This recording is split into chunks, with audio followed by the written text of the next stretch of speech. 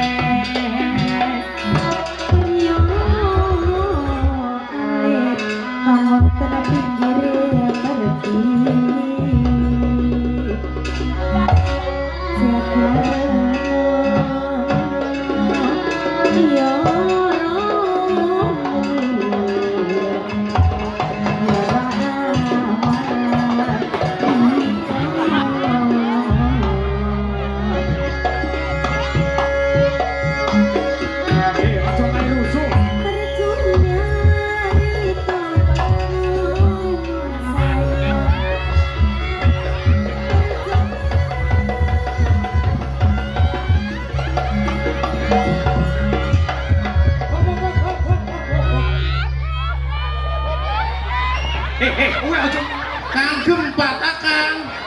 Aja ngom. Usane kang ijai, Kopis. Ya, kapan nguber gandrung aja kaya wong nguber petik. Ya, kari galak pemaji. Alah kari galak wis yane dhewe kang galak marai kancane ya. Kang rada enak kang keneng dirasa alon-alon kampet ngresep. Alon-alon dene.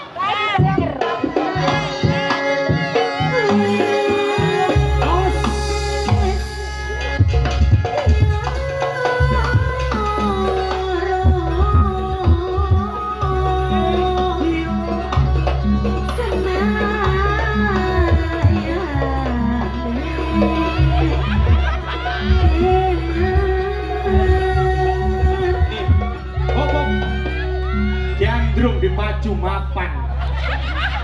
Bunga iki gandrung Paju Mapan. Delang kari kusok iku ya masalah. Gandrung iki di Paju langsung maju wae tanpa nono hak majau.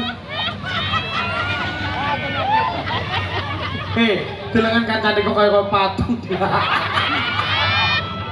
Geng, ira besok to watu dodol kono soalé wis garing kepus. Rada logrep ira diganti kono ya. Kaisor Gandrung iki sing rampet gur Gandrung enom Gandrung tuwek kebutuh kabeh. Iki acara rene Beng. Beng rene Beng. Nek dulu kok biar kejero kok matai huru kau. Sabar. Nek tabrak motor kono wae digilas. Ada seru duduwe. Aduh, alhamdulillah wis Oleh saweran, Kang. sing ngono piye. Ngempet cakat mau ngajak saweran. Kok Wong duwe ki awe kon jendiang kono sawuran kok ono. iso sampe kepiyuh oleh ya. Ya ira mulai nyenyengen zakat nah. Makane kepus kabeh ning kene ngoyo mburi ya. Dek, ya alhamdulillah. Alhamdulillah. Awak dewek bisa ngibur dulu Iya. Ya ketikilah keadaane awak dewek iki. Iki masih kurang fisik jare wong-wong iki geng bisa ndelang. Lah riko dhewek ya heng pati rungau. Iki tapi rasa demene ning Banyuwangi. Wah, sip. Mereteke atine kuwi. Nah, iku oleh. Soale isun kan ketik-ketik makane ngajak keponakan isun ayu saiki sira masih sing katon adung duwe bakat seni milu.